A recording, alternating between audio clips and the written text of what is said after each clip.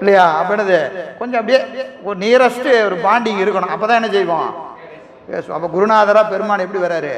நம்ம நல்லா இருக்கிறியா, வீட்டில எல்லாம் நல்லா இருக்கிறாங்களா, குழந்தைங்களா, குருநாதர் நம்ம குருநாதருங்க அப்படின்னு அப்படி கொஞ்சம் பக்கத்தில் போவோம். லபக்குன்னு பிடிச்சி உள்ள போட்டுருவார்.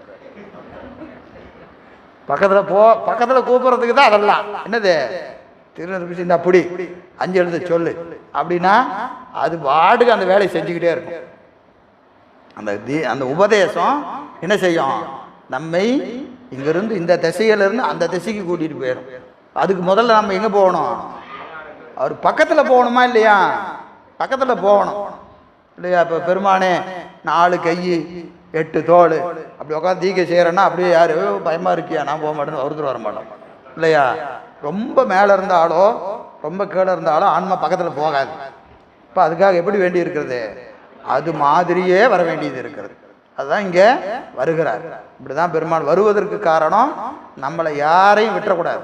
காட்டகத்து வேடன், கடலில் வளைவானன், நாட்டிற் பரிவாகன், நம்மினையை வீட்டி. கடலில் போயிருந்தீங்கன்னா போட்டில் வருவார், காட்டுக்குள்ளே இருந்தால் குதிரையில் வருவார் இல்லையா?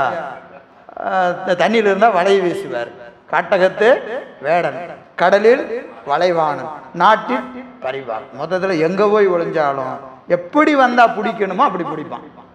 யாரையும் விடவே மாட்டான், யாரையும் விடவே மாட்டான். அதனால என்னங்க போர்வை, போர்வை என்பது அவன் மேலே இருக்கிற ஒரு சட்டை. ஆனால் உள்ளையில் இருப்பது என்னது? சிவம்தான். எனவே போர்வை என காணார் புவி, புவி காணார், உலகம் அறியாது. மானுட சட்டை தாங்கி வந்திருப்பது சிவம் என்று இந்த உலகம் அறியாது என்று சொல்லி இன்றைய சிந்தனையை